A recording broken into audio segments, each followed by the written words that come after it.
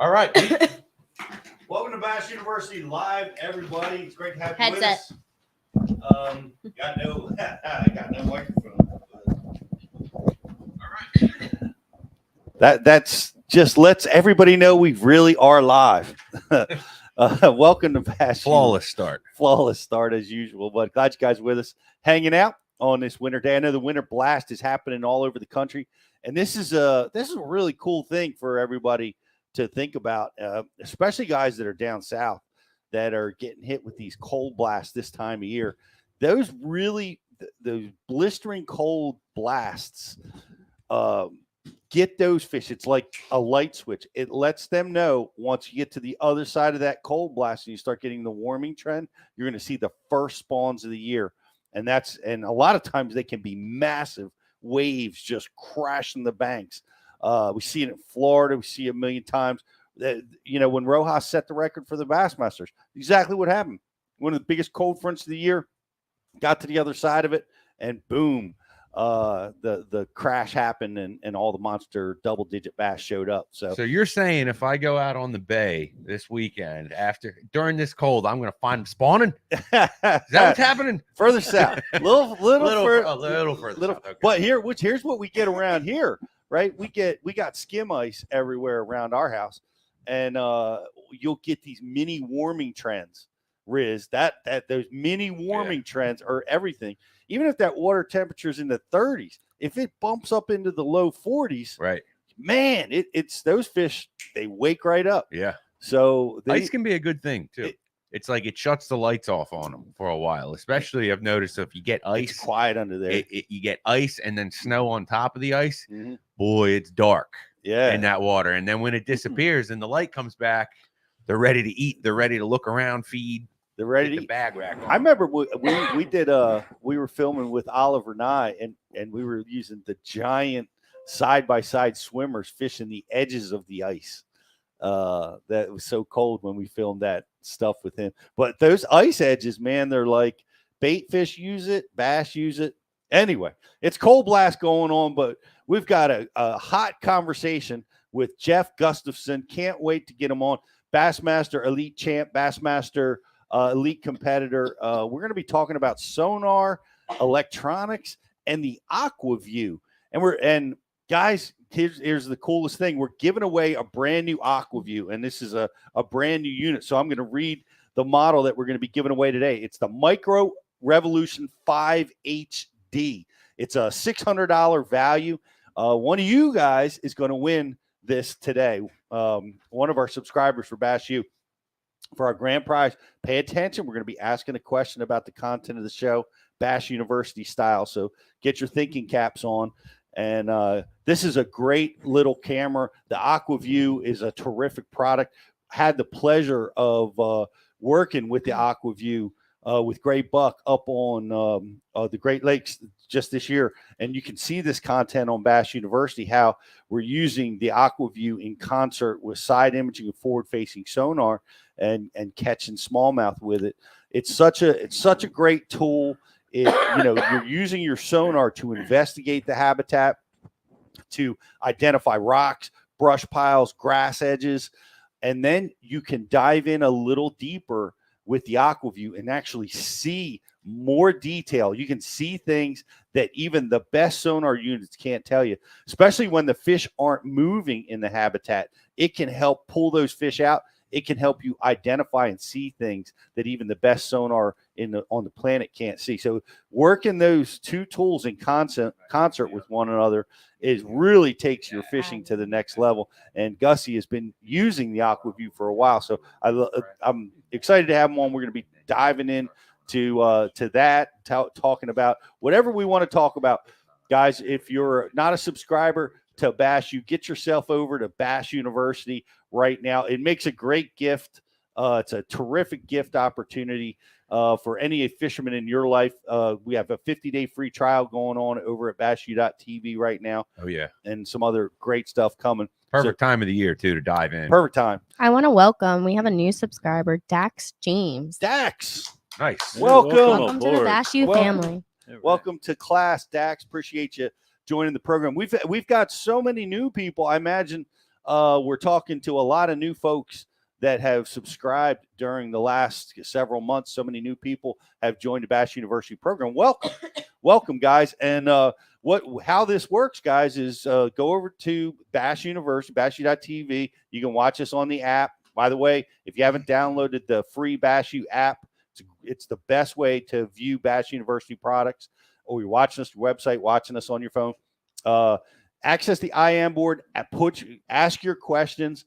Jocelyn will put you through. You can ask questions to me, to Gussy, to Riz, the whole crew, and that's how you're going to get that done. And if you're a subscriber to Bass University, you're going to be pay attention, because we're going to be asking a trivia question at the end about our content, and we're going to be giving away these great Aqua-Vu products. Thank you, Aqua-Vu. And if you have slow fingers typing, you still have a chance to win something if you go like and share our Facebook feed. You can win some Waterwood custom baits.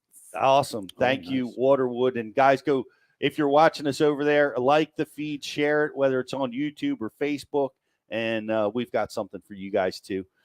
So we're going to have Jeff Gustafson come on. We're going to be talking about electronics and the Aqua-Vu and how that impacts our fishing. Rich, it was freezing. Did you get out fishing this weekend? I did not this past weekend, Pete. I was stuck in the house. It was a little cold and windy out there on the bay. I think when I walked out to the hill to look over the bay the one day, there was like 3-foot whitecaps rolling across the bay and a stiff 25-mile-an-hour wind out of the northwest. And I said, I better just hang at the house for this one. And I actually spent my Saturday and Sunday morning listening to seminars, and one of the ones that I listened back to again this week is, and I do that. I'll listen to the same seminar 3, 4, or 5 times before I'm done with it.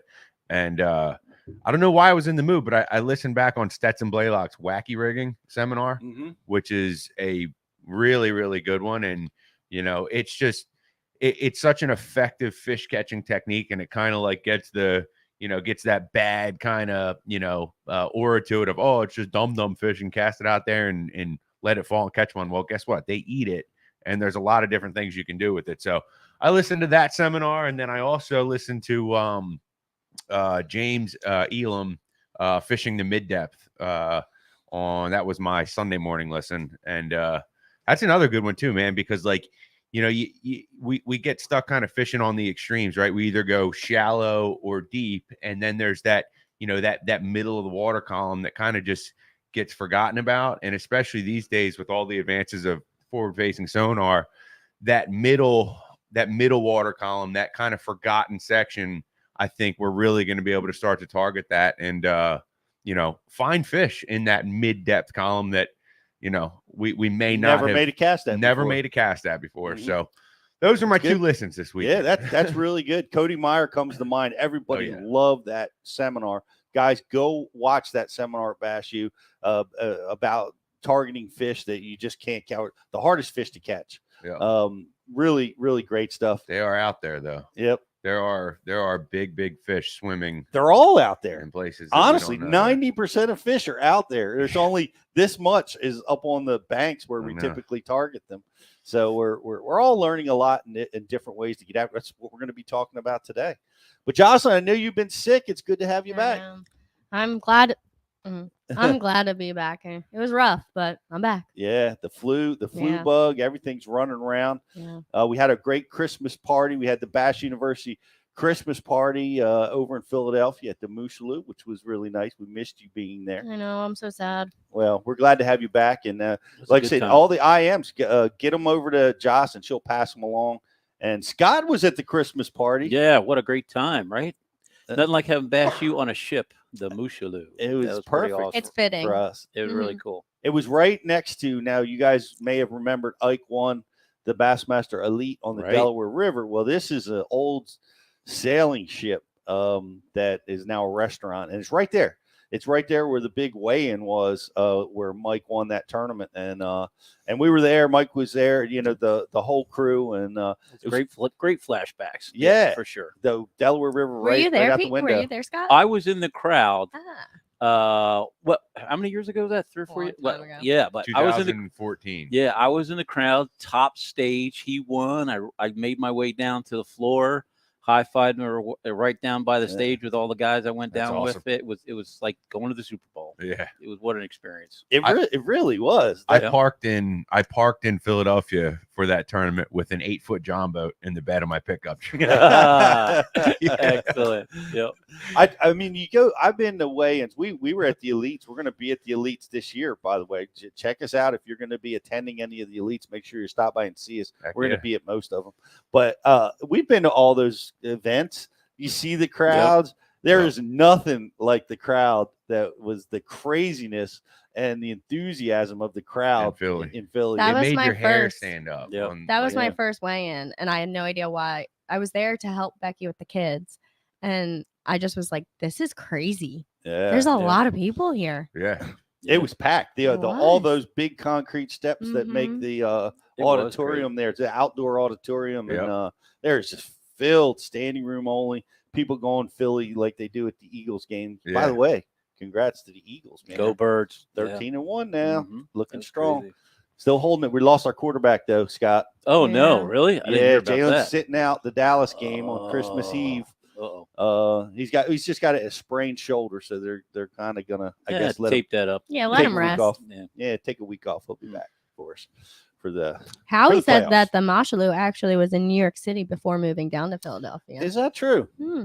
I wonder what the history of here. I tell you what, it was really cool that it's a big ship. It's sailing, right? It's got 3 giant masts, but it's steel, and I don't know. It's got to be from the early 1900s, I guess. But Yeah. it's so cool how they're constructed. Like the whole floor of the ship is all like graded so that water runs off. Everything runs off of it. There is no flat surface. There was not on yeah. this massive ship. It's really a unique experience. My girlfriend had her heels on, so she had to face the other way all night. She said, "I can't look down, or I'm going to fall over." Fall So she was over. looking up the hill. It was so funny. I know. She said everything sloped on this.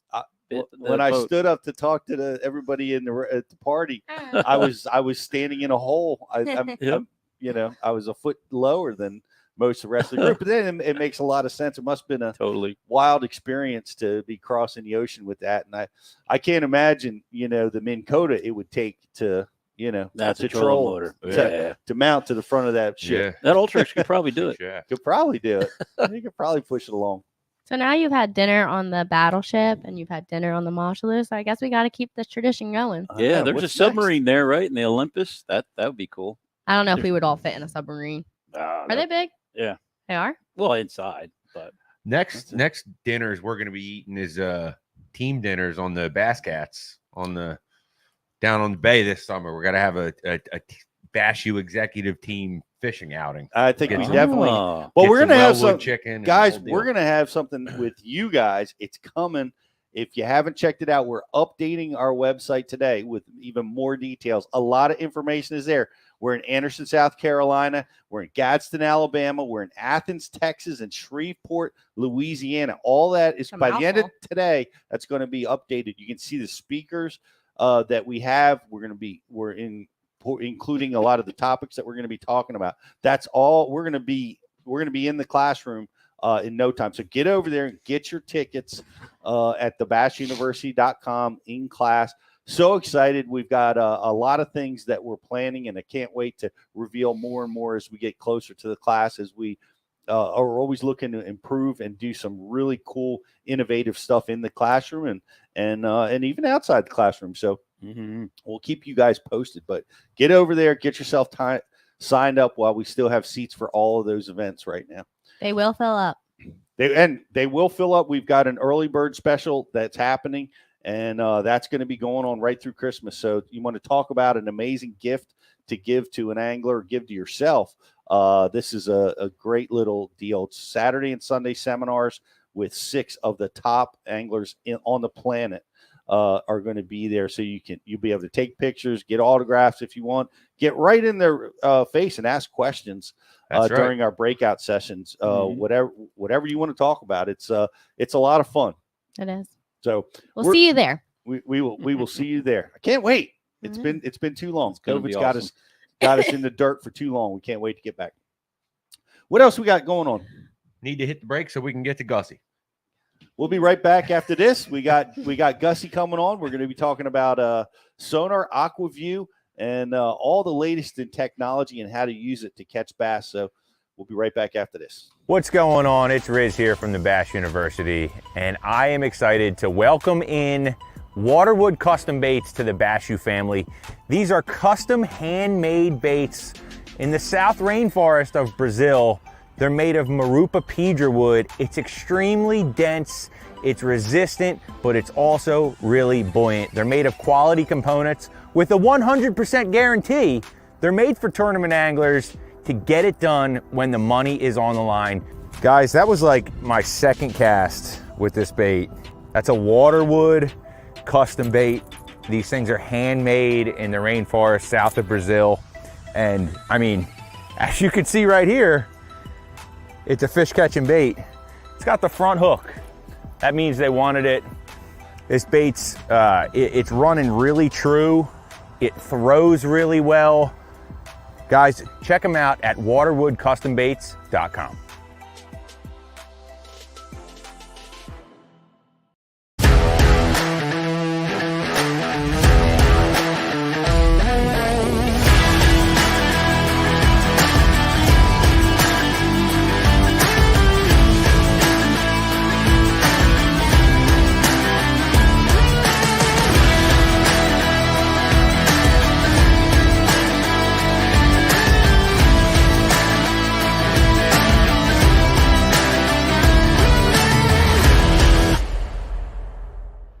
BassBoatForSale.com is the world's premier bass boat listings business. We focus on driving premium web traffic to our main website, business Facebook page, business Instagram, and our business YouTube channel, providing your bass boat listings the best buying traffic and top-notch exposure. Whether you need to sell your bass boat or are looking to buy a bass boat, it's simple. We give boats exposure so buyers shop and sellers list. One-time listing fee, no commission, and boats list until they sell. BassBoatForSale.com. Check it out. Aqua-Vu, the leader in underwater viewing technology.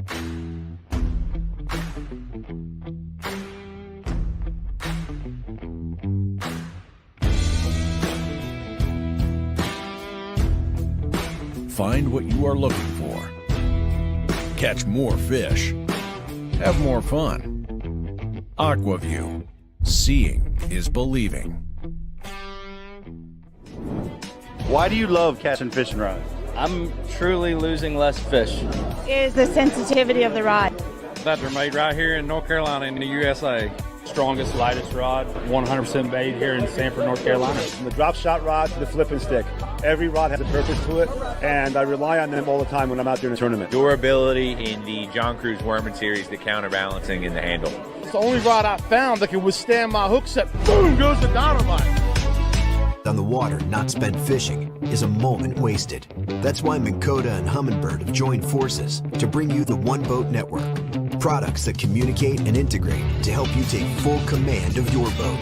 Born from our commitment to making the most advanced fishing gear even better by making it work together. The One Boat Network will help you find, get to, stay on, and catch more fish. When One Boat Network products talk to each other, they can navigate your boat automatically. They can give you a crystal clear view of what's below with no messy wires. And they can let you lower, raise, and change shallow water anchor modes from anywhere on the boat. But that's just the beginning. We're never done innovating, integrating, and making your boat simpler and easier to control. All so you can make every second on the water count.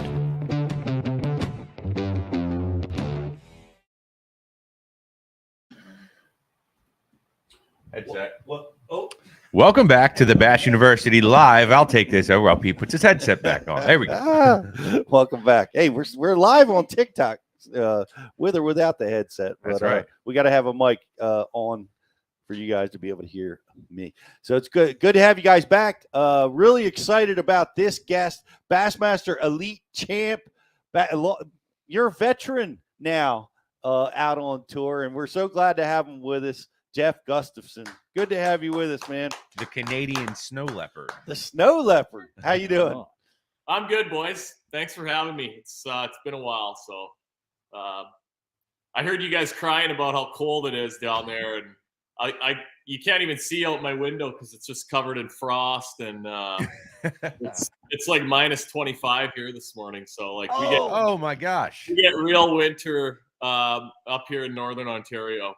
How does that even how does it get to be minus 25? Like what can you even go outside? Can you breathe? Do your eyes freeze?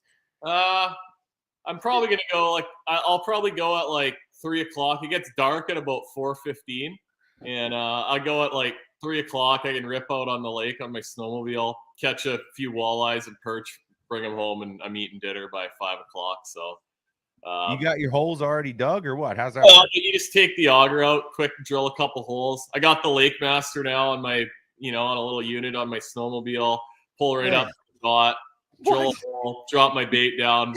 If I jig a hole for more than like 3 minutes and I don't catch one, it's no good. So yeah, when it's that cold, you don't mess around. We go catch them. Dude, that is crazy. So you're using Lake Master mapping on a snowmobile? Yeah. What? So I live like right at Lake of the Woods, so it's one of the lakes that's covered up here, and obviously big body of water. A lot of people come and fish here every year, but got phenomenal mapping. And like, it sort of sucks because I grew up here. So I had like, dozens and dozens of little bumps and humps and rocks that weren't on the traditional mediocre mapping. And like all that stuff's on the Lake Master now, but it's all good. It makes it easy to go out there and catch fish. That's for sure. Man. What that a fun is awesome. thing. It's so foreign to us, like we got skim ice, like we were talking about. We don't get to ever. Rarely do we see. We might see it this year, but rarely is the ice thick enough or stays long enough where we can ice fish in the last 10 or 20 years. Like we're not driving trucks out on the lake yet, but in a week we will be. And I have a 250, and I could drive it around all over on the lake until the end of March, like no problem. That's great. How thick is the ice now? Last night I had like 8 or 9 inches.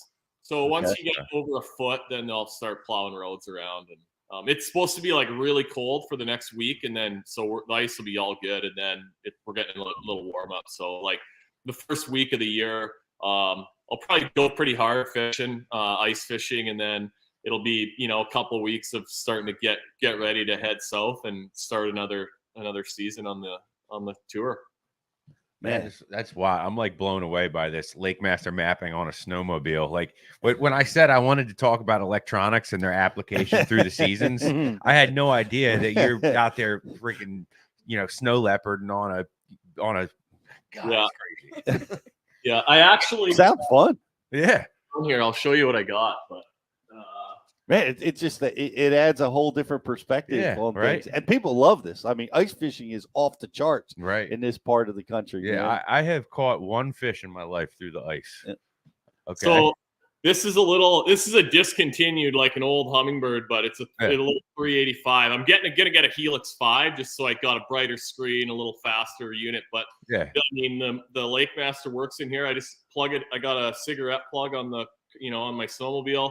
All I do is little ram mount, attach it, plug it in, and I got the map right here. And it's just, but like anyone that lives up in the ice belt, everybody's doing this now. It's not like really, no, it's sure. I mean, it makes sense. I mean, it's got all the map. You can just cruise around and find everything that you could find as if you were in a boat, right? Yeah. Hey, people wouldn't go ice fishing as much as they do if you didn't catch fish. So I mean, it's the same principles. You got to get on or near the structure, and then like I still use a flasher. I mean, the forward sonar and live sonar now. A lot of people are using that on the ice, and like I'm spoiled up here where I live. Our fishing is just like awesome. So. But yeah, if I didn't have a flasher, I'd probably rather sit at home and watch TV. But yeah, use a flasher so you can watch your bait, see when the fish are there. And like I say, if I fished in a hole for like 5 minutes and I didn't catch one, I'm on to not coming back to that one. Dude, I'm so like enamored by this right now. Like I need to know everything. I like the rod reel setup. Like what are you fishing with? What are you jigging? Like what's the deal, man? Well, we're using shorter rods. Those are some nice Loomises. They're making ice rods now, and they're actually like they spoil you because they're so nice. But that's just a little, mostly just a 1/4 or 3/8 jigging spoon. That's what I'm using for the walleyes and perch.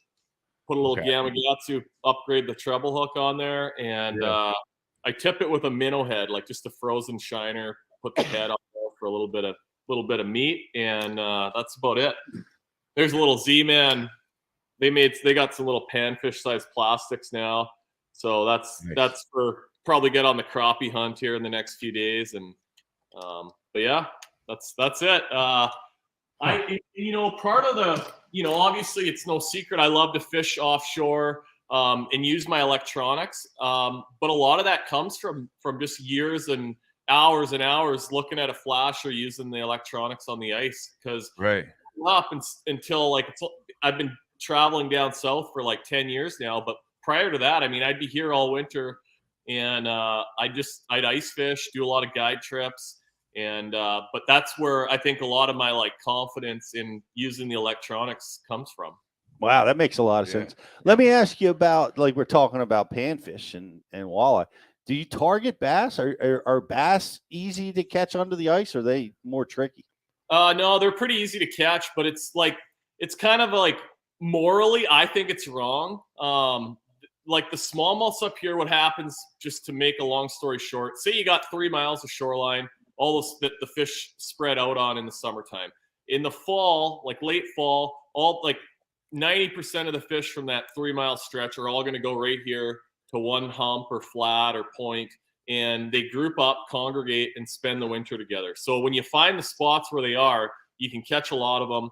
They don't eat a lot during the winter, so it's just sort of my understanding has always been you catch one like now early in the winter, they're burning up a lot of their energy that they have saved up in the fall to sort of get them through the winter. And a lot of times they're pretty deep, so I mean, you catch them, their air bladders get filled up, and I don't know, it's just one of those things that if you put a little bait in front of them, they'll eat it, but they've radio tagged some up here, and I mean, they just stay in a little 20-foot area a lot of times for the entire winter. So no kid.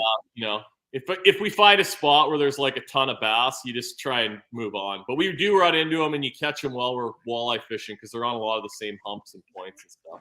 What are they just hovered around bait, or they're just basically waiting for warm water? It's just more like it seems like they get around the little rock piles where you catch them in the fall, and they might just drop out a little bit deeper. But I'm sure they eat a little bit, but it just doesn't seem like they eat a lot. And I don't know. It doesn't take a lot of skill to catch them. I mean, if you find where they're at, any kind of little bait, you can drop down and they'll shake it in their face and they'll bite it. Yeah. So I don't know. All right, when I'm up there, we got to try this. I want to catch a smallmouth through the ice. When I go out there now, I want to catch some walleyes, perch, crappies, and eat them for dinner. And that's what I'm talking about. Good ones go. We do have good lake trout fishing up here too, so that starts on January 1st, and we can get 10, 15, 20 pounders. They're really fun to catch, just using bass baits to catch them too. No, that's so much fun. Now we've got Lake Master on your sled. Do you have like Raptors installed with like ice brakes? That's the next thing. Yeah. We'll talk to Colo, see if he can get some kind of metal spike on the end of that Raptor to just stick in. That might work. Well, or if you get on sketchy ice, maybe like some kind of device that like expands so you don't go through. That's right. Yeah. Yeah, that's scary. Like a polar bear. Yeah. Spread out, man. The airbag for the you gotta spread out. That's really cool. That's great stuff. And it makes a lot of sense. You're spending a lot of months working with your sonar and through the ice, So when that ice is gone, you've got a little bit of a leg up. And that's what we want to talk about today, guys. So if you have any questions for Gussy about electronics, now's the time, because we're going to dive in here a little bit. And the electronics are, like you said, you're an offshore guy. You're most comfortable there. And things have changed so dramatically with 360 and forward facing. It's really helped your fishing, hasn't it?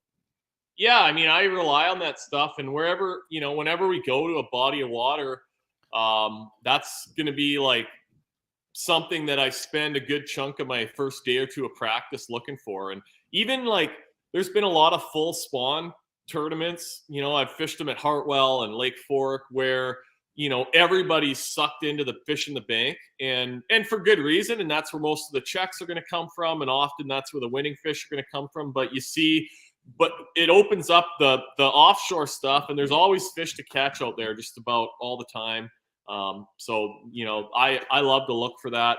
Now, some of the, like when I started in 2012, 2013, like the first few years, the ledge tournaments were really easy for me because it just like, not everybody, you had your handful of guys that were really good at it, but not everybody did it. And not everybody had confidence in their electronics and were patient to idle and look for fish. And now the electronics are so good, and all these guys are confident with the electronics. They'll go find those fish. But I used to, those first few years fishing the ledge tournaments, I mean, those were, I really looked forward to those. I did well in all of them, I think. And, that was very helpful in like getting my career, just surviving and hanging around those first few years. Right. Well, you talked about getting confidence. Yeah. Now you've seemed to do it by, ice fishing has helped you a little bit. What guy, that's struggling with all this advanced technology, what do you think? Do you have some advice for, best advice for how to get confidence with all this new technology? It's all about just like anything. I think time on the water and use the stuff. When side imaging first came out, I'm sure we all turned it on and we're like, what the hell is this? Like, really? It was hard to interpret, but now it's like, it's easy. Yeah. What I did, I would just always, running a Helix unit, you had the 3 buttons where you could pre-save your screens. I just have side imaging on the top one all the time. Anytime I was idling, whether it was coming out of a boat ramp, leaving a fishing spot, I would put it on SI, and you just and then all of a sudden it would like, oh, there's a rock or there's a brush pile, and it showed up really nice. And then the bell went off, and this is valuable, and it's not that hard to figure out and use. And then the other thing, I mean, because we all get questions all the time, I think. I'm not from people that aren't sure if their units are working properly. You got any tips?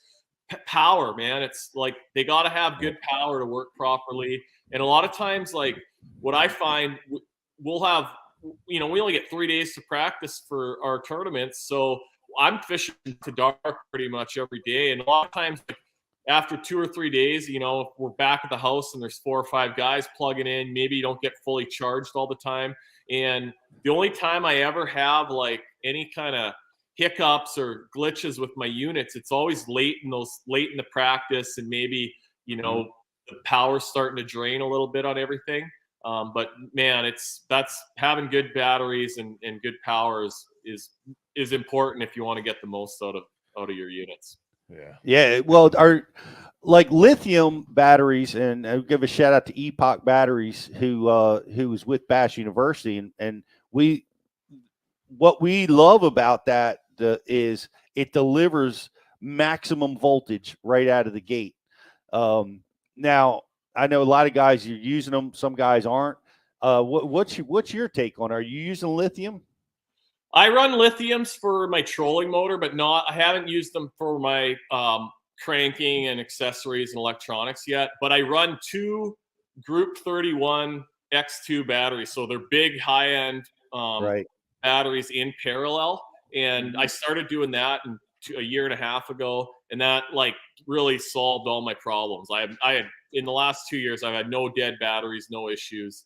But prior to that, I was just running 1 battery there, and you start putting 3, 4, 5 units on your boat and using them all day.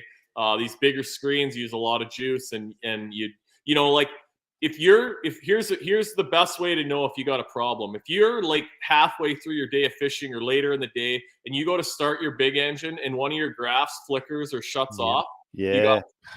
Because that shouldn't, if your stuff's set up properly and you got enough juice, that's never going to happen. Right. That's great. And I've experienced that, more times than not. And that's why I'm excited to run some new batteries this year. At my last open, actually, that exact thing happened. Same. And I had to fish the last hour and a half with my outboard running, just because I was running out of power. And I know we got some ions, Josh. I'm going to send it to you in a second. But what do you notice about when you're not getting power?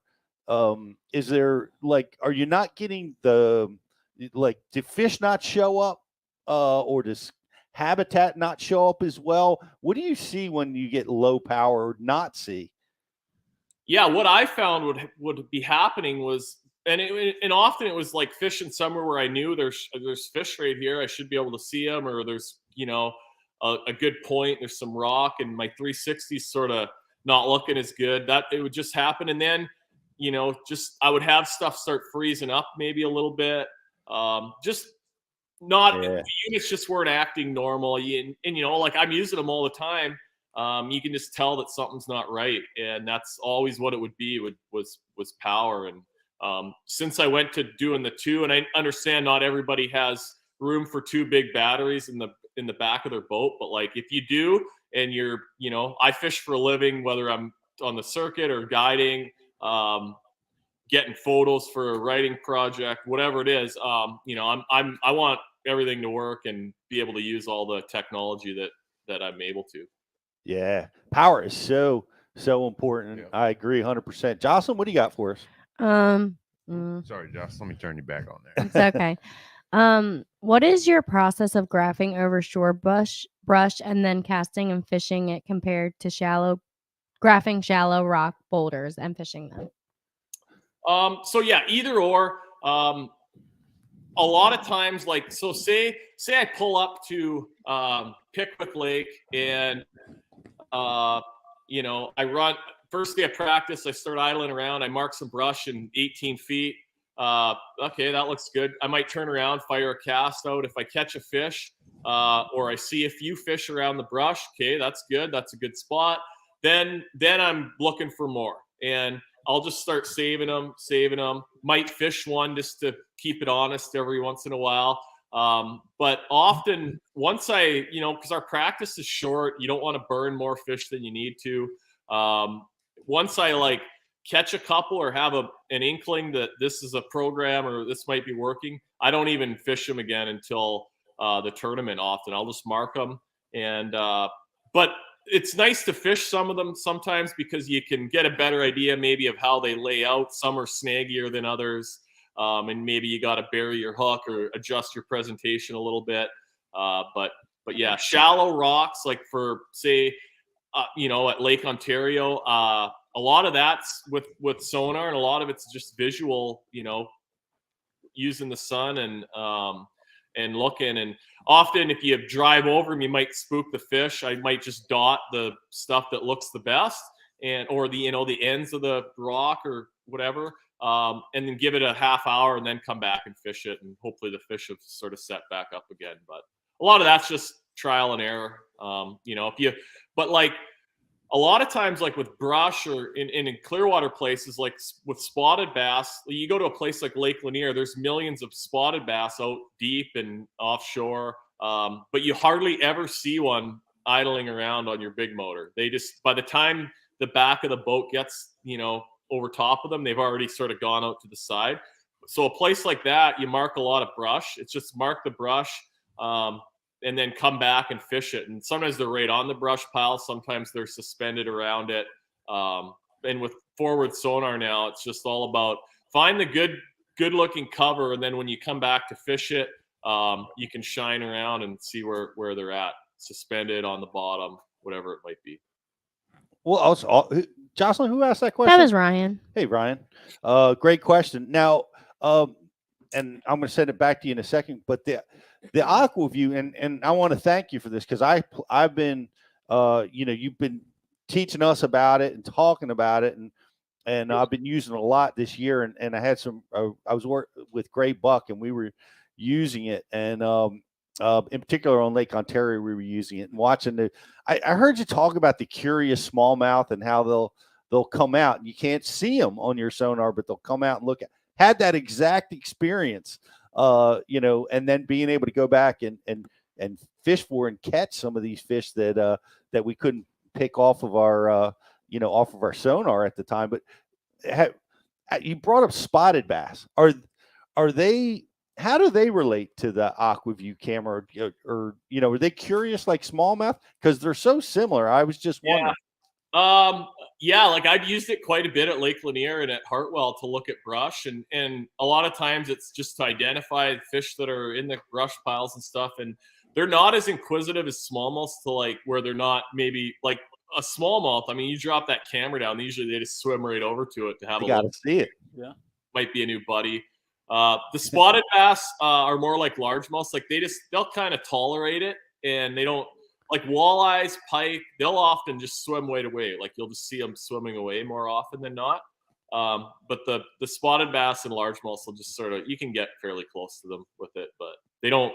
I don't recall like seeing them swim with it like you will the smallmouth sometimes. All right. Well, that's because the spots get beat up down there a little bit harder maybe. Yeah. But like we're going to talk about it more, but like we go to the St. Lawrence River or Lake Ontario every, I've done 4 years on the Leats.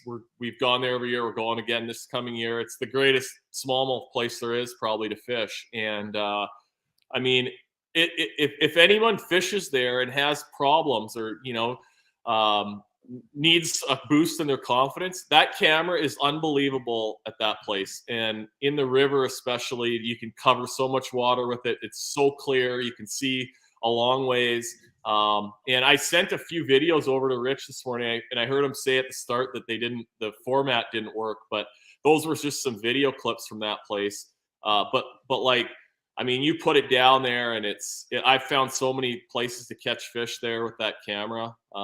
It's so fun to use too. I mean, you just are constantly seeing stuff, and I mean, you can just drift down the middle of the river as long as you keep your depth, in that 18 to 35 range where most of the bass are. And I mean, you'll find giant boulders the size of a van in the middle of nowhere.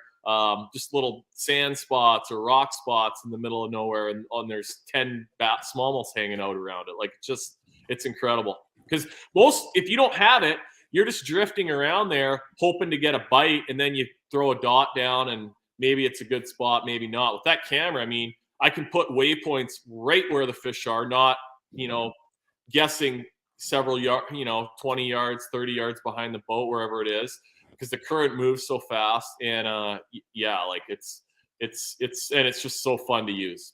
It is. Guys, I want to direct you, go over to bashu.tv. It's under Aqua-Vu underwater camera with gray buck. You can see exactly what Gussy's talking about in action. As I know one of the highlights of that day, I mean, we put a 5.5 pound smallmouth in the box, and it's you can just see those fish, exactly what Gussy's talking about. And I want to stop talking about it because I'm competing on Lake Ontario this summer. So we can stop that conversation right now, Jeff. And to be fair, we've talked about it enough. If people are still going there without getting one, crazy, that's their problem. But you can get one if you're a Bashu member for 25% off. Bingo. There you go. Go to member benefits. Go to member benefits, 25% off, and everybody except for people fishing the opens get 25% off. Yeah.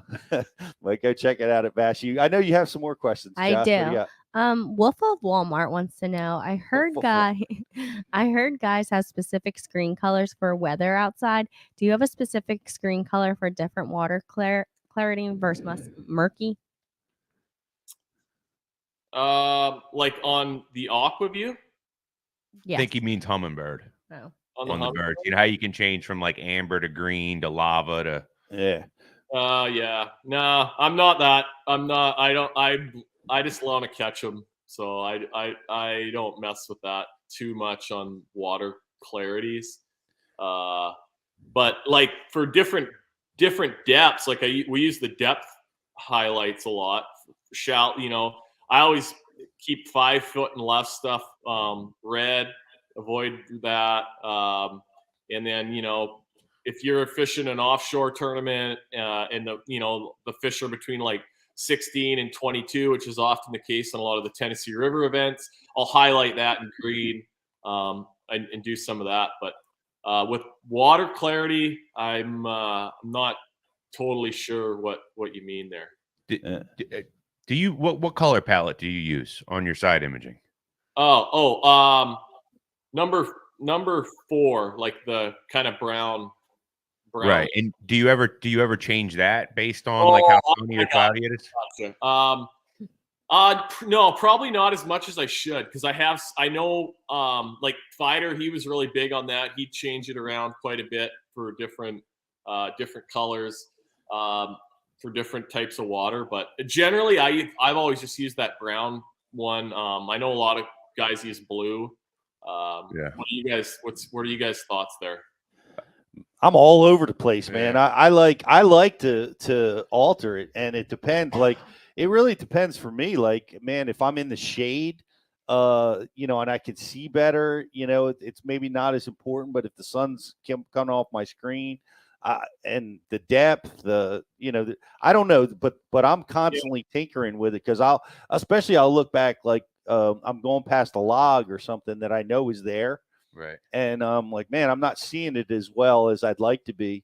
And I go through the color palettes till things pop the way that I want them to.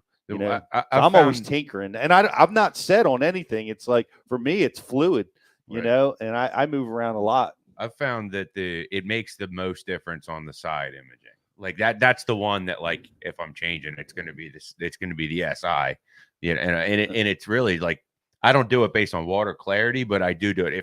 If it's sunny, I think that one color palette's going to look better to my eyes than if it's cloudy. A different color palette is going to show things better, because of the conditions outside. But and my old eyes need a lot of adjustment.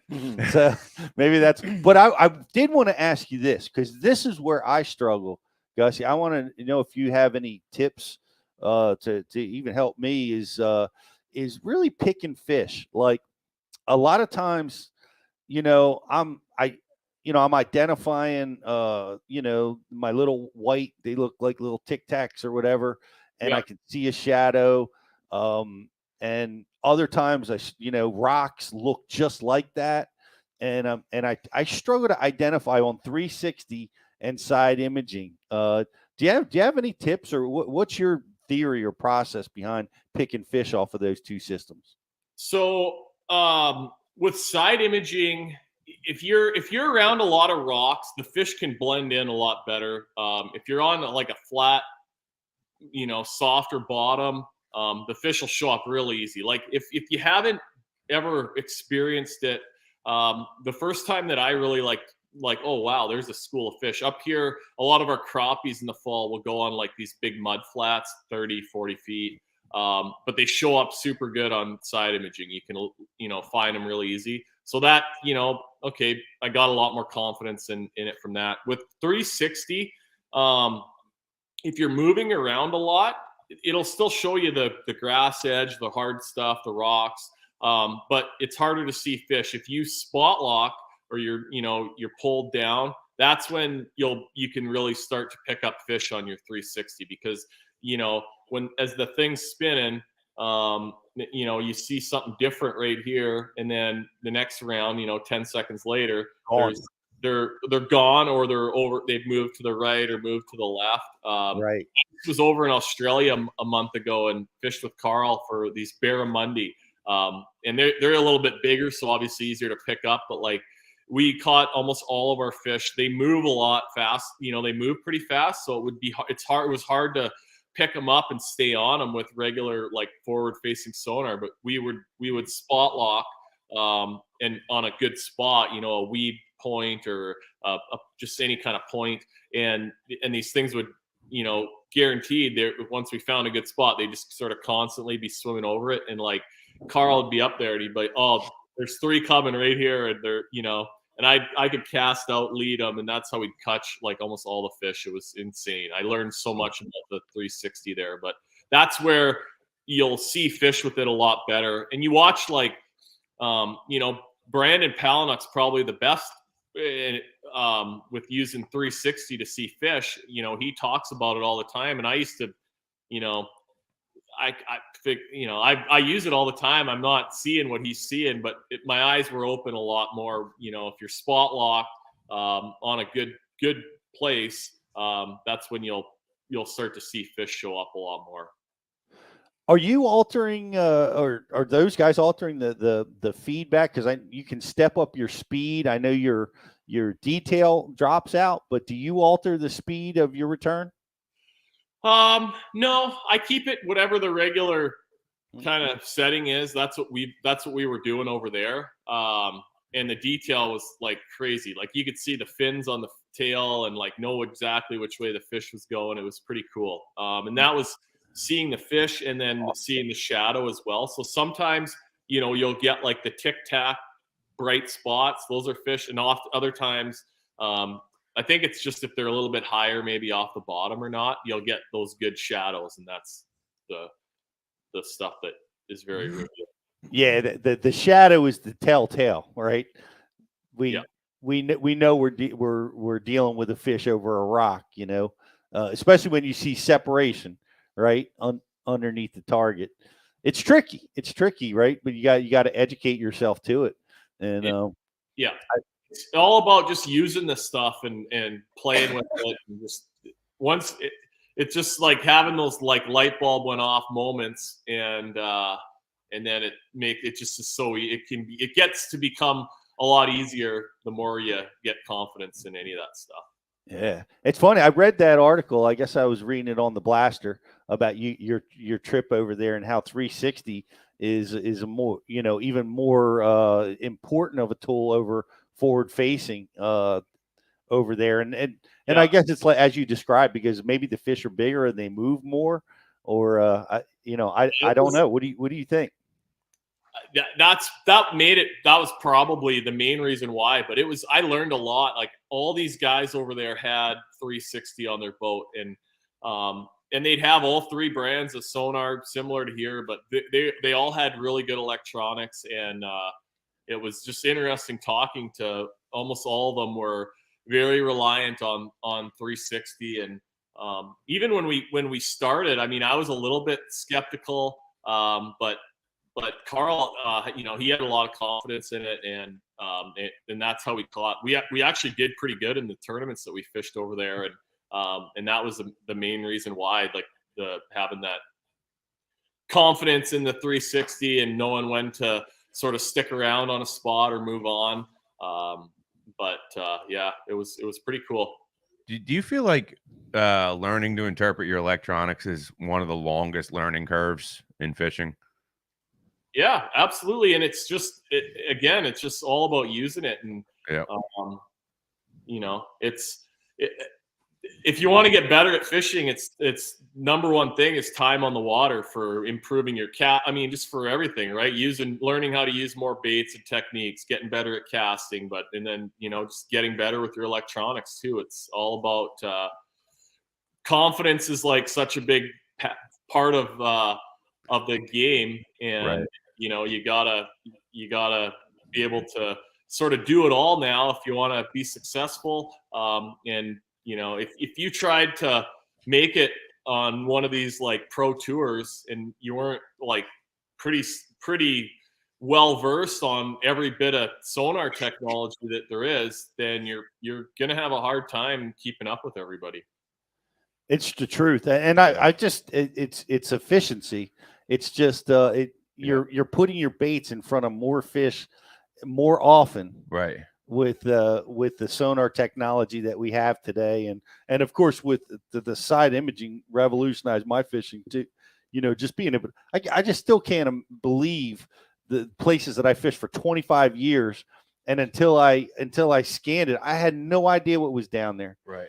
And right. You're finding all these little tiny pieces that are available to you, and the 360 and Mega Live is just that efficiency. Like you can hit your target like so much faster. Do you remember fishing before you had that, Gussy, where how long it would take you to hit a boulder where you kind of knew where it was?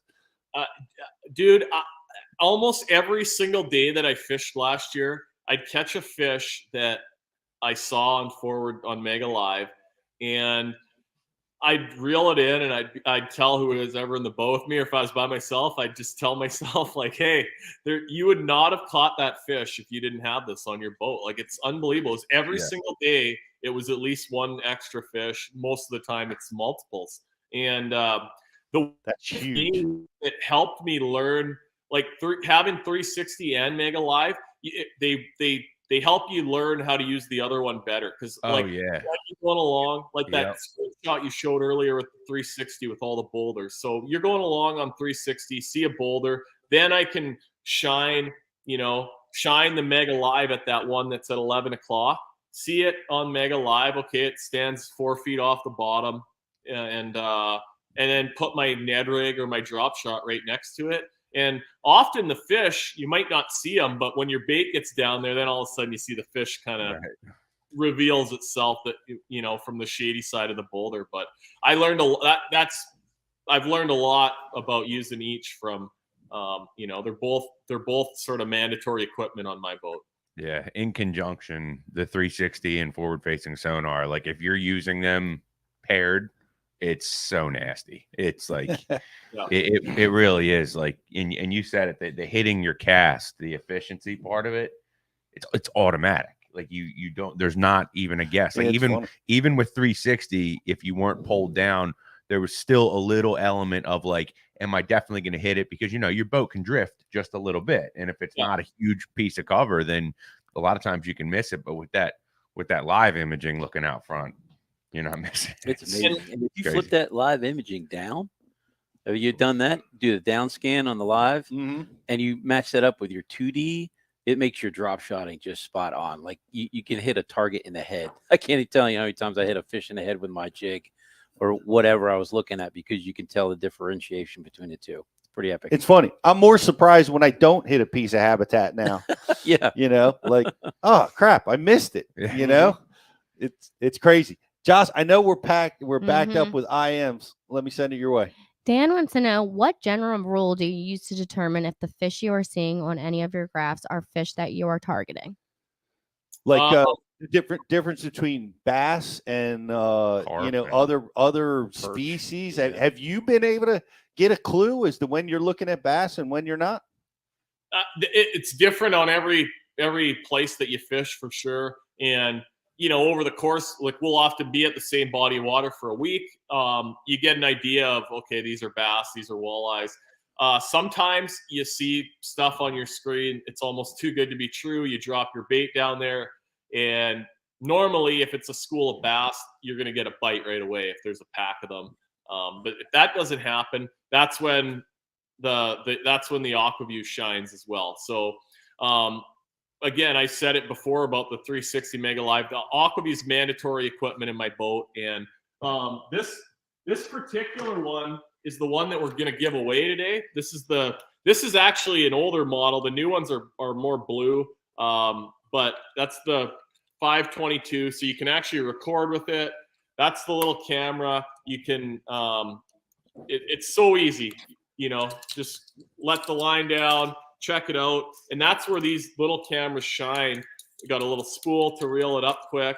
Is if I see stuff on my sonar and I drop my bait down there and they don't bite right away, I don't have to mess around. I can drop this down, and oftentimes you think they're bass and they're white bass or they're walleye or they're suckers. It could be anything. I had some carp last year at the Classic at Hartwell. I found this little line of awesome brush and like the right depth, and big marks around it, and I couldn't get a bite. And I'm like, what the heck? Drop the camera down, drift over them, and it was just all like 6 and 8 pound carp, like not too big to not be bass on the screen, but like mega cool. And that's where these shine. And this is one of the newer ones. They come in a little bit bigger size too, but you get a sweet little case. I don't know what, my light's kind of going back and forth here. But this is a new 7 722. So you got a little bit bigger screen, and just, you know, for ease, I can keep this in the glove box or just in a compartment in the boat, bust it out whenever I want to, you know, drop it down quick.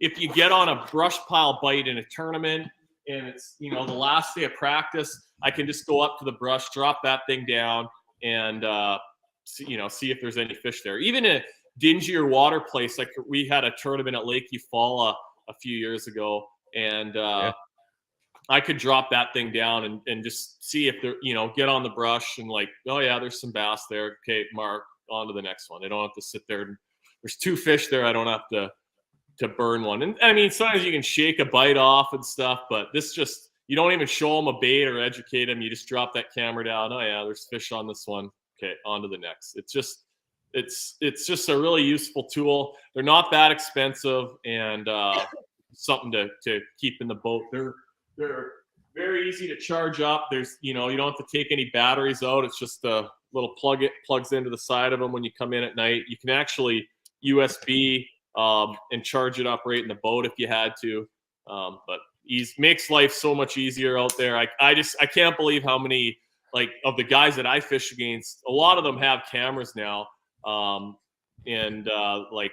I can't believe that there's still some guys that don't carry one in the boat with them.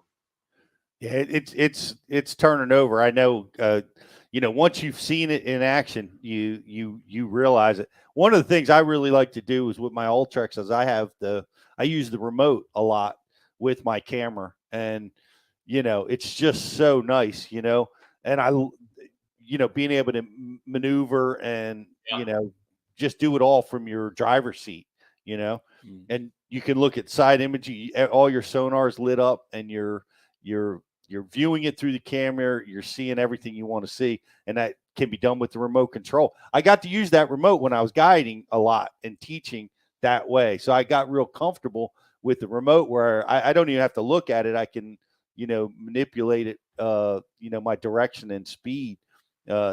Just tremendous tool. By the way, pay attention, guys.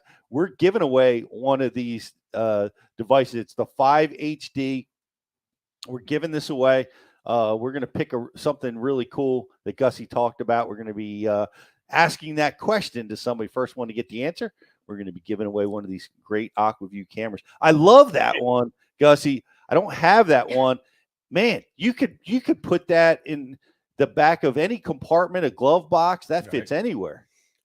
And ice fishing too. Everybody's using these for ice fishing, especially if you're in, like, sitting in a fish house. You know, you can put it down, plug it into the big screen TV on the wall. A lot of people have fun with that. But yeah, they're so easy to use. Like, I could just tell you stories for the whole day on just different times that it's helped me out.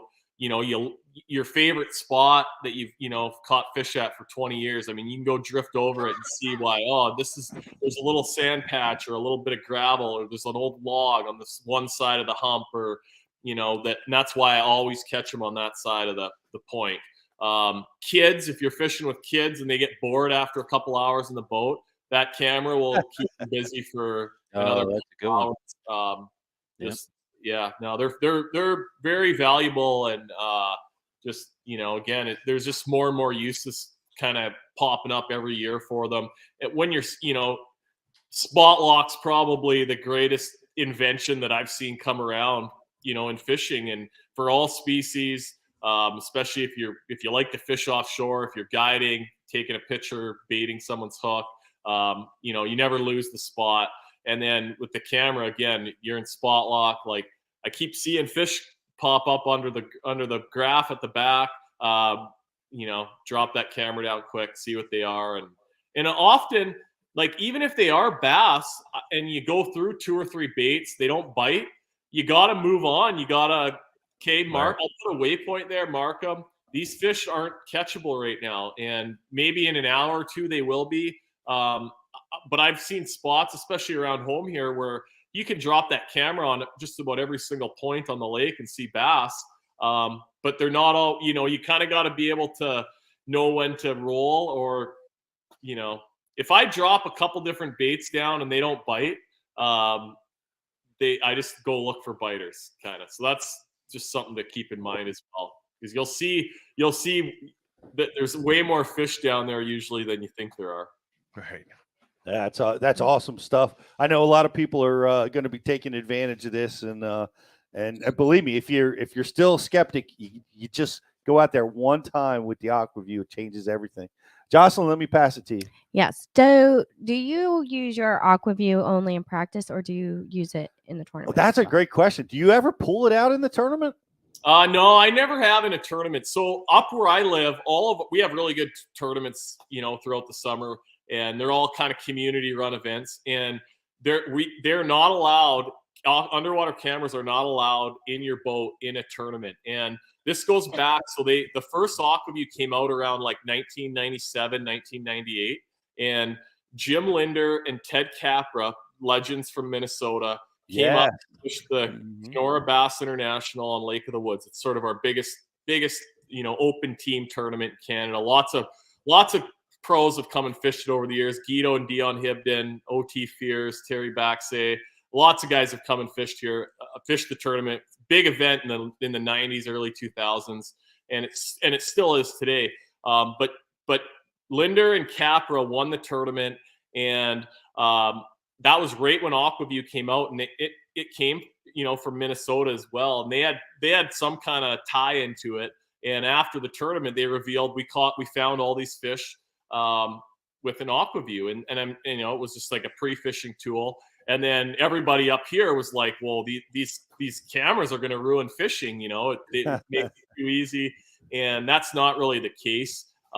It's hard. You can't really use the camera and fish at the same time. If you're just, if you're drifting in the St. Lawrence River, you can hold a rod over the side and, if you're not having to constantly like change the depth and stuff. But the camera is just more for education, like to look down. When you're in a boat, you're moving around a little bit. So it's not as much of a tool for like triggering fish to bite. Some of the ice fishing people, if you're, in a stationary fish house and you have it down there, you can actually make them point down so you can keep it up above and watch how fish sort of interact with your bait. But yeah, on the Elite Series, I could use the camera in an event if I wanted to, but I never have. I keep it in the boat all the time, but I've actually never pulled it out in competition. Right. Great practice tool, though. Yeah. Dan wants to know, do the Aqua-Vu models, do they work with Garmin, Humminbird, and Lowrance, or are they specific for just one? No, they'll work with all three. With Humminbirds, you got to be running the Apex, that's sort of the new high-end machine they have. I'm actually going to get one on my boat this year so I can plug my camera into it at the console. And I'm gonna actually run an Apex on the front for Mega Live as well. Just has a little bit more power, a little bit more jam, and everything I've heard from talking to those guys, it's sort of the best option. So I'm excited to try that. I've been a Helix guy forever, just because I know how to do everything I want to do with them. They're very reliable. They work great. But I'm switching this year. I'm going to run 2 Solix and 2 Apex units on my boat. But the Aqua-Vus will plug into all 3 brands. Yep. The HDMI cable is where they're able to sync up, and that's what those Apex units have. Yeah. Mr. Higgs wants to know, have you used the new target lock from Humminbird yet? Is it worth it just the same as Spot Lock and learning how to move around the cover? So I have used target lock a bit. And if you're spot lock fishing a lot, it's so cool, valuable.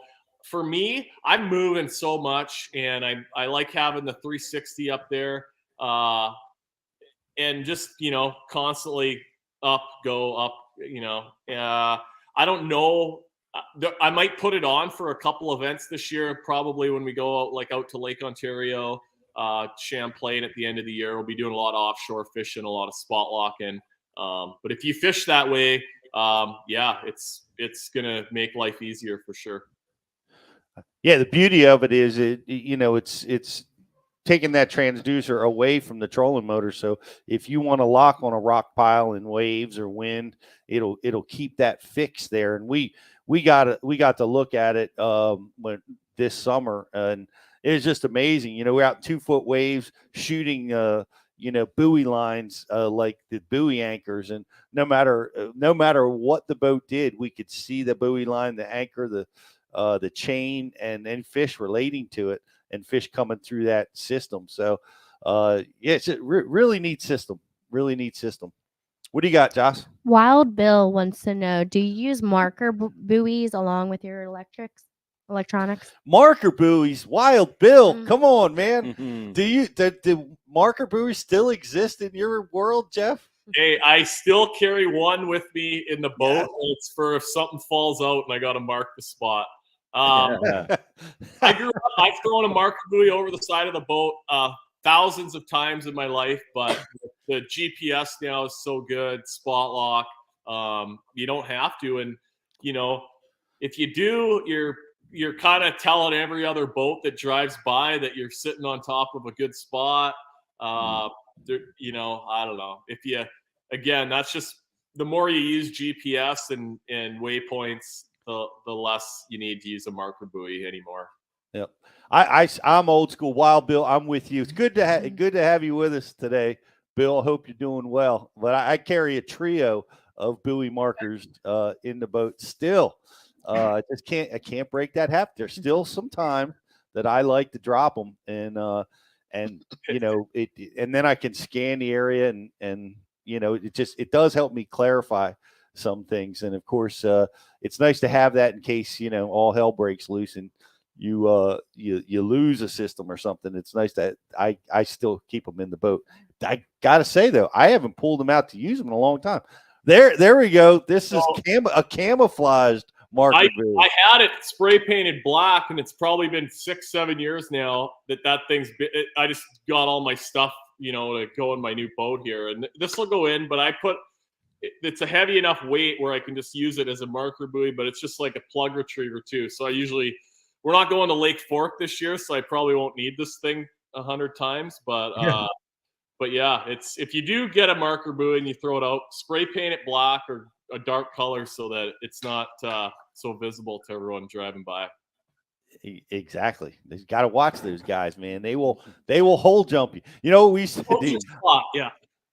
I used to do the counterintelligence thing. I'd have black ones and orange ones, and I'd drop the orange ones where there was no fish, and try to throw everybody off. Sometimes you got to play defense, man. That's right. Throw bread off the back of the boat, get the birds fired up, the whole deal, man. Yeah, I've even seen where like guys left them out on a good spot like a day or two before a tournament, so they could just pull right up to it, and this is like before everyone had like high-end GPS, but I can remember even pulling them up and moving them like 200 yards. Oh, how do you know that's harsh? That's harsh, Jeff. You don't. Well, but it's like, okay, there's a buoy on this little rock pile, and there's a bunch of fish down there, so somebody marked it, and they're gonna have to figure it out after when they come back. Yeah, that's sneaky. Sneaky. The other one, the even worse than that is those brush pile manipulators, man. They're putting hooks down there and moving brush piles 50 feet from where they were planted, so people can't find them or can't use them anymore. Yeah, that's funny. That's sneaky. All kinds of hijinks going on out there in the tournament trail. That's a lot of effort going on. I know. It could just be fishing, I know. I've never been that guy. I haven't planted a brush ever. Have you ever done that? Have you planted brush and gone down that wormhole, Jeff? We're not allowed to do it up here, so yeah. I did it one time, Pete, and I didn't use enough weight, and it floated back up to the surface. And dude, I had this contraption going. It was a pallet. There was an old lawn chair on top of it, a Christmas tree. Good and Lord. Dude, I put 3 cinder blocks on all the corners. I'm like, surely it's gonna sink it. Yeah. Nope. Just went down a little bit, came right back up to the surface. So that was my only brush dropping experience. Hey, there's a whole art to that, and I know guys in the parts of the country that are allowed to do it. They they have boats designed specifically for it. Old beat up pontoons that they can just load up and plant that brush. And I'm like, man, with with side imaging, I'm finding it. You know, so we'll let them do the work. Right. Yeah, absolutely. Yeah. Do you have another IM for Yep. Jeff? Coach wants to know, do you have any tips on seeing fish that are hugging the bottom in the winter? Good question. So, like, are we talking ice fishing or? Well, he lives on Lake Hartwell, so I'm going to say it's probably not ice fishing. Yeah, Okay. so I'm assuming that there's a lot of times he's when a Santee Cooper. They're guy. so tight that you can't pick them off as well with the sonar. And that's and what I would say is, like, if you like a place like Hartwell, the road beds, there's a lot of good points and humps, and anywhere if there's somewhere where there's a lot of brush around, it's probably a good spot. Sometimes you just got to throw your trolling motor in and make a few casts and actually fish. And when you get your bait down there, then the fish move and they come and check. They look. They might not bite, but at least they move on it and look and like, okay, yeah, there is a bunch of them down there. And that's what forward-facing sonar just makes that like pretty efficient as well. But sometimes you just got to put a bait down there to see. But yeah, like often if something just doesn't look right, like the bottom just, looks a little bit funny, often it's because there's fish down there that are just tight to the bottom. And, as soon as you put a bait down there, then they move and, oh yeah, okay. I figured that out. That's a great way to go about it. It's like they're like worms, like caterpillars down there. Just that's what they look like. Yeah. Just right on the bottom. Just look like bulbous. Your bottom just, I've noticed it changes, Yep. And that's been the forward facing sonar that's taught that is that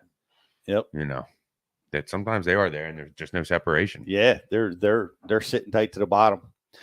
Gussy, what you got another new season coming up, man? What now we're going to Thousand Islands. What else is high on your list? We got the Classic in Knoxville, so that one did the last time I was there. Heck yeah. Pretty excited for that. But no, it's always exciting this time of year, looking forward to the new season. We're going to Okeechobee at the start of the year. So I fished, I think 5 FLW tour events there. But I haven't been there since like 2018, I think. So, be a completely different lake, but that place is kind of legendary. It's always fun. I've had more probably poor results than good results there, but I've had some amazing fishing days there over the years, and that'll be fun. Love that lake. Yeah, so it's a good schedule.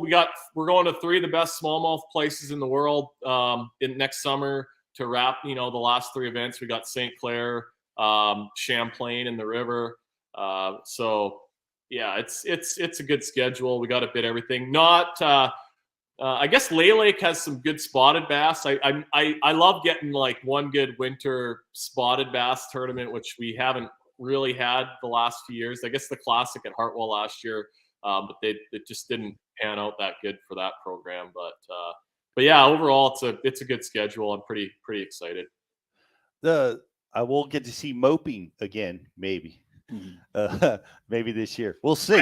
I heard Ronnie Moore chirping on one of his podcasts that there's no way smallmouths are going to win the Classic. But yeah, I'm definitely gonna go there and try to catch those things because they exist, and probably not going to be able to do exactly the same program, I'm sure, but I'm going to definitely try and make the smallmouth deal happen some way or another.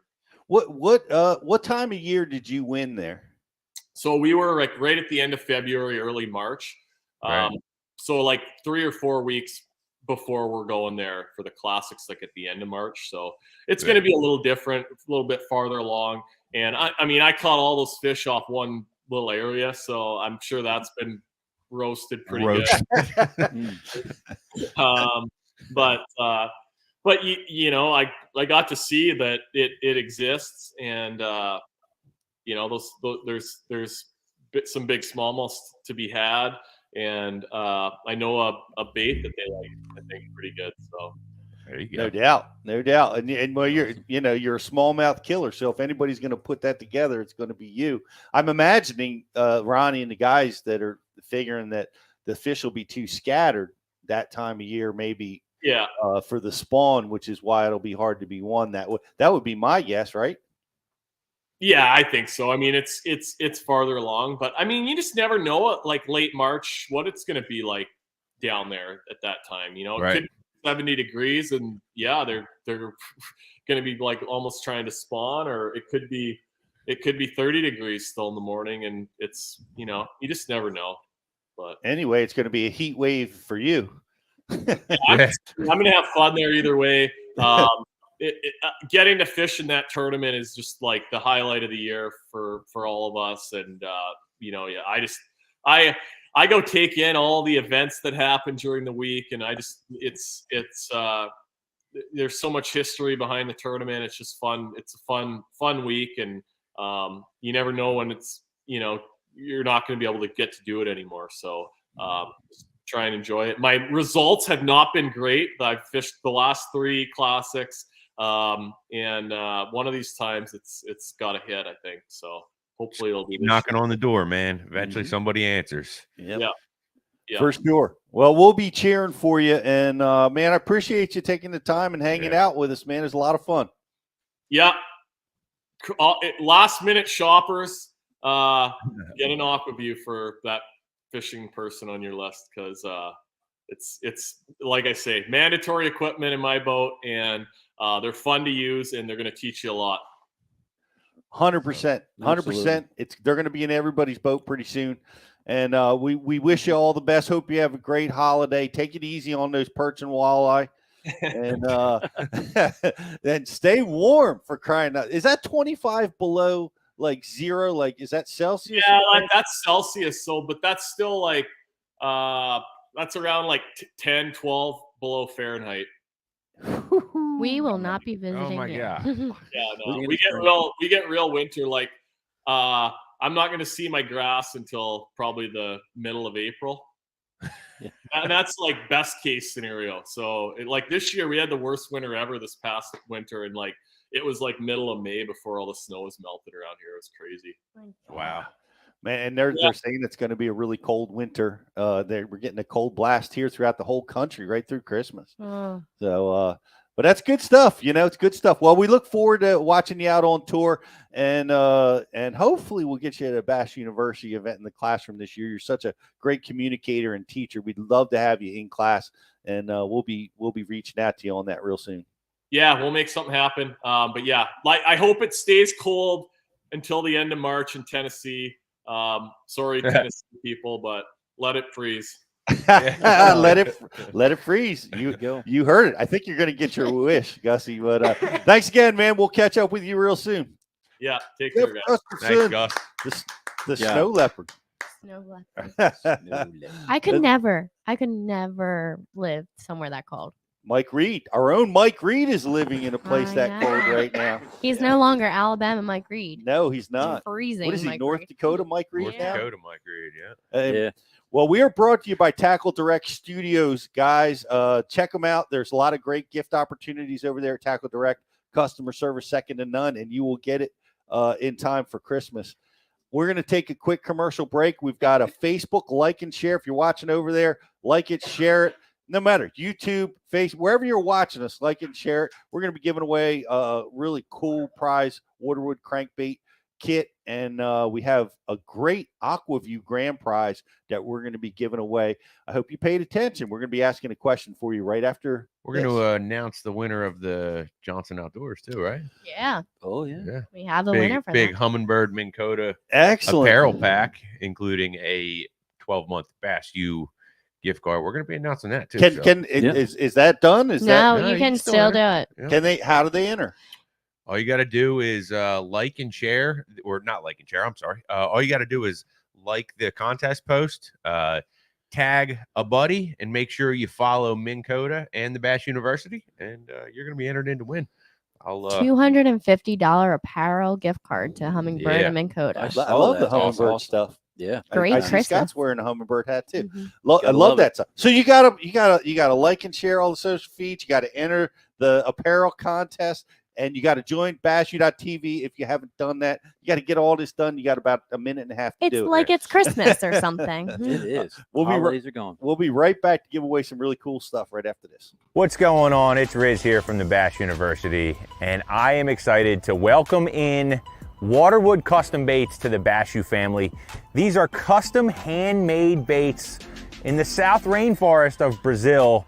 They're made of Marupa pedra wood. It's extremely dense, it's resistant, but it's also really buoyant. They're made of quality components with a 100% guarantee. They're made for tournament anglers to get it done when the money is on the line. Guys, that was like my second cast with this bait. That's a Waterwood custom bait. These things are handmade in the rainforest south of Brazil. And I mean, as you can see right here, it's a fish catching bait. It's got the front hook. That means they wanted it. This bait's, it's running really true. It throws really well. Guys, check them out at waterwoodcustombaits.com.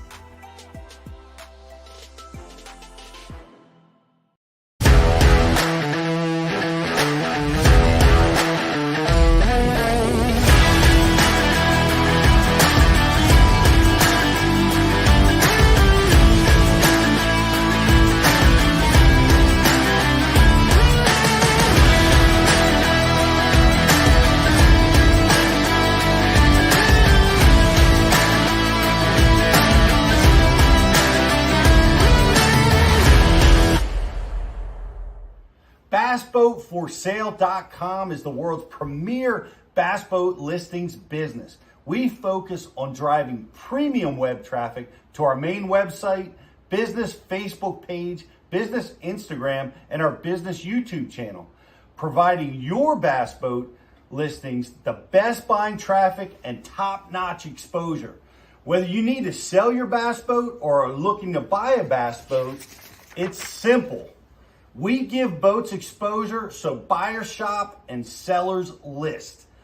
One-time listing fee, no commission, and boats list until they sell. BassBoatForSale.com. Check it out. Aqua-Vu, the leader in underwater viewing technology.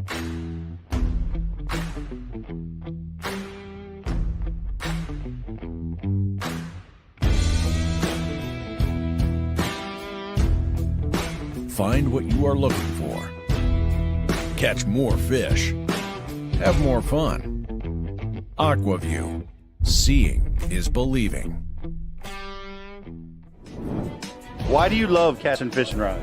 I'm truly losing less fish. Is the sensitivity of the rod. That they're made right here in North Carolina in the USA. Strongest, lightest rod, 100% bait here in Sanford, North Carolina. From the drop shot rod to the flipping stick, every rod has a purpose to it, and I rely on them all the time when I'm out there in a tournament. Durability in the John Cruz Worming series, the counterbalancing in the handle. It's the only rod I found that can withstand my hook set. Boom goes the dynamite. On the water, not spent fishing is a moment wasted. That's why Minn Kota and Humminbird have joined forces to bring you the One Boat Network. Products that communicate and integrate to help you take full command of your boat. Born from our commitment to making the most advanced fishing gear even better by making it work together. The One Boat Network will help you find, get to, stay on, and catch more fish. When One Boat Network products talk to each other, they can navigate your boat automatically. They can give you a crystal clear view of what's below with no messy wires. And they can let you lower, raise, and change shallow water anchor modes from anywhere on the boat. But that's just the beginning. We're never done innovating, integrating, and making your boat simpler and easier to control. All so you can make every second on the water count.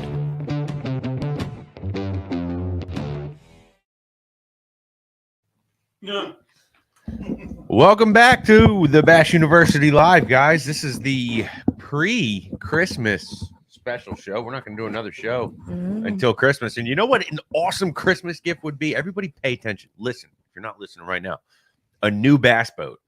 A new bass boat. That would be the ultimate Christmas gift. Santa would be my favorite forever. And guys, you can get a new bass boat if you go to bassboatforsale.com. It is the #1 site to list and sell bass boats. It's the #1 site to buy them. All these boats that they have are really good quality. They're vetted, they're inspected to make sure that you're not going to get some lemon that's going to have problems and issues every time you go out, because nothing can ruin a good day of fishing quicker than boat problems. And Bass Boat for Sale has a lot of great boats at every single budget, every price point you could want to get a boat at.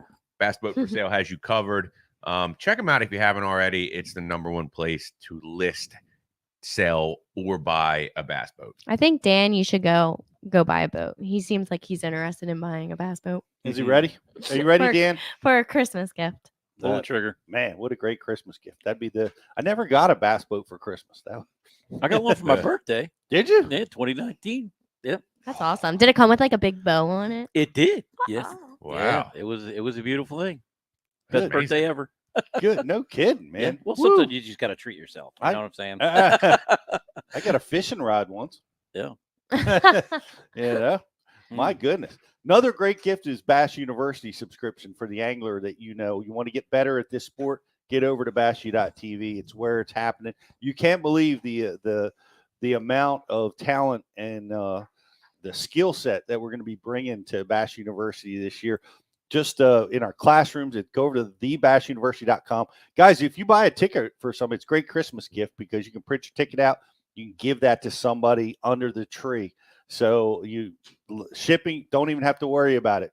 Buy a ticket, get a subscription to Bass University TV. We got you covered because if you're like me, you haven't started your Christmas shopping yet. So I was just going to say, and for the men out there that haven't got their wives or girlfriends a gift yet, you can go over to Hobie Eyewear because that's like a great gift that you can buy yourself some sunglasses and you can buy her some sunglasses. And I'm telling you, they're really good sunglasses. I love my Maywood ones. I have a small face, so they're perfect. I love them. That's a great idea. I'm running late on that Christmas gift thing, so I got to jump on that. There you go. It's not too late. You can still get shipping. These are the Huntington, which have the interchangeable lenses, which I like so much. So check out the Hobie Eyewear as well. Well, let's give some stuff away. It's Christmas time. Let's do it. Right. Come on, Santa Pete. Pick some winners, guys. All right, Rich, you say the trivia, and then I'll announce the winner of the like and share. Okay, sounds like a plan. All right, so today's trivia question, guys and gals, what type of Humminbird unit does Gussy currently run on his snowmobile? Not his boat, his snowmobile. What type of Humminbird unit? I love this. Is Jeff Gustafson running on his snowmobile? Uploading his Lake Master chip. He runs a Lake Master chip on his snowmobile, and we want to know what unit. I got to see it. They got to put Raptors on there just to do it. That is a big picture. That would look so cool. Dude, I got to do that. Like I want to like go out on a snowmobile and ice fish so bad. Like that sounds just great. I know that the folks at Rapala are doing it all the time. I mean, they live in that part of the country. It seems like a lot of fun, but it's just we're a little bit too warm where we're at. Oh, yeah. We don't have that kind of condition. We got to go a little bit further north. What do you got, Josh? I'm just laughing. Chuck goes, an old one. Yeah, that's true. No one has gotten it yet. What? Keep passing, guys. You're not close. I'll tell you that. It was the old Humminbird gray. Remember that? The gray ones? That's a little hint for you. I remember using some of the original LCD units they were so pixelated when they first came out. Oh yeah. But they were able to put the fish in red. Yeah. And you could see they could identify the fish that way. It's so cool. Well, we do have a like and share winner. Talk to him. Our like and share winner is Johnny Lawson. Johnny Lawson. Well Johnny, done. I also want to say thank you because he introduced as Abs to the Bass University and he signed up. So thank you, Johnny. Awesome. Keep sharing. Hey, refer those friends. Those are the best kind. Excellent. if you've used the product, you guys know. You guys know. Just like what's going to happen with Aqua-Vu. Once you use your Aqua-Vu camera, all your friends are going to want it. And we do the same. We get the same thing at Bass U. So great when we go around the country and we run into people that I just was talking with a longtime subscriber from South Carolina, Mr. Bowman, was just talking about the JT Kenny. He's getting ready to go to Florida, and he was on Bass U going through the Florida content, and he was watching JT Kenny's tournament or temperature trends seminar. Yeah.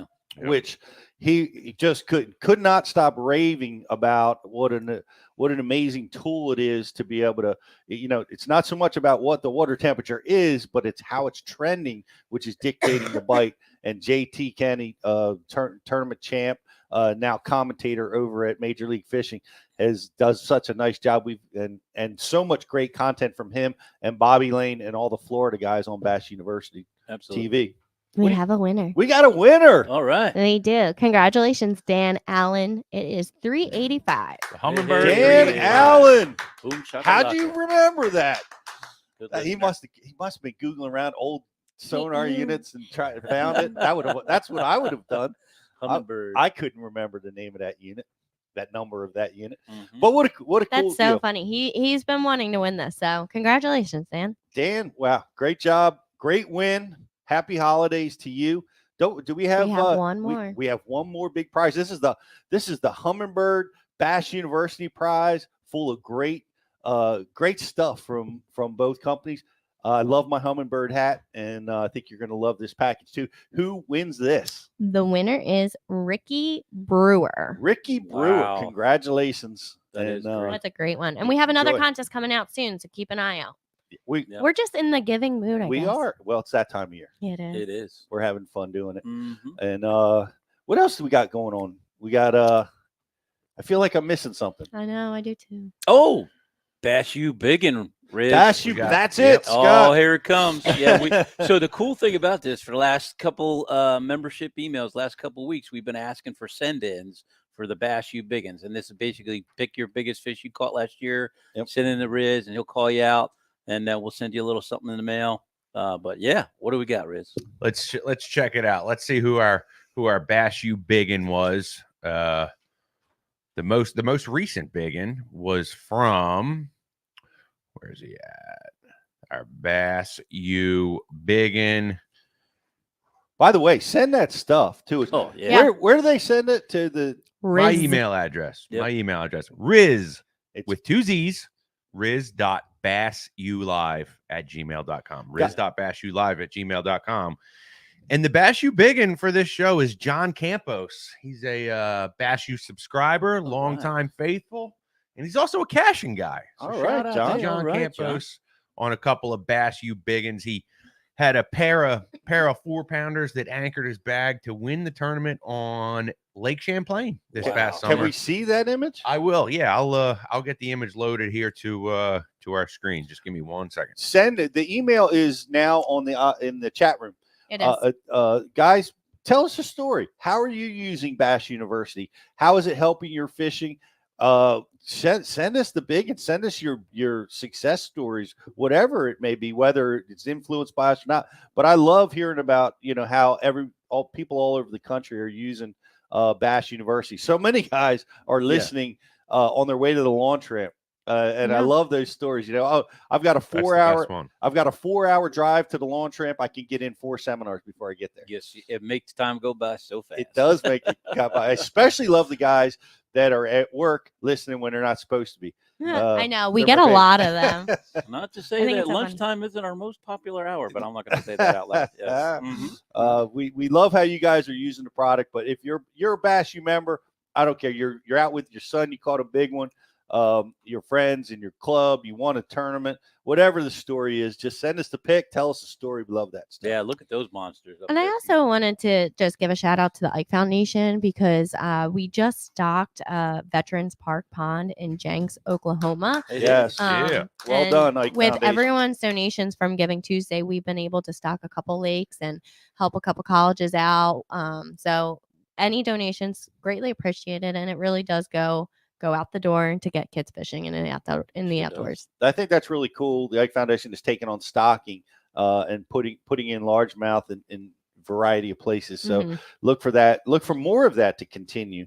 And go to ikefoundation.org and you can donate. There's a lot of ways you can get involved there and a lot of events going on around the country. So check all that stuff out. Yeah. Man, we will see you again with another Bash U Live. Are we live next week, Riz? Yeah. Are we? Okay. Yeah. I don't remember. Sometimes we are off during the holidays, but I don't know. That's up to you, Pete. Yeah. Santa Pete will let us know. You know what? I just said we're off. Apparently, I just gave the crew off. Awesome. But we want to wish you guys Merry Christmas, Happy Holidays. Really, I hope you have a great time with your friends and family. And I love this time of year because you know what? No matter where you live in the country, fishing season is right around the corner. Here it comes. Yeah. I can't wait. I can't wait to break through the ice. Can't wait for the warm spring weather. Oh, yeah. It's right around the corner. I registered for the BFL last night on the bay. Yeah. April 29th. I can't stop thinking about fishing. Found a link and everything. So Riz be fishing. Yeah. My money's on that guy. Show me the money. Don't put that on me. Hey, it's good bet. Good bet. Hope you guys have a great holiday. We will see you very soon with another episode of Bash University Live.